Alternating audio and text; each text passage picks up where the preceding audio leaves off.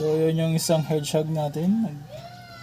Lakwatsa na naman kasi naglilinis tayo ngayon ng kanyang kulungan.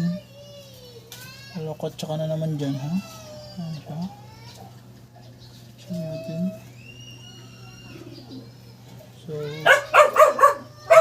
dito kasi yan siya yung kulungan niya. Nililinis natin. Lagyan natin na panibagong substrate. So, tapos yan sa kabila. So ayan siya. Ulit na naman to siya. Tapang ka naman sa kapupunta, ha? Saan ka pupunta, ha? Bustos siya. So ayan o. Tapang siya eh. Ano? Talagang tirikan yung mga kills. So kahit po natin sa ilalim, medyo mahirapan tayo magkuha niyan.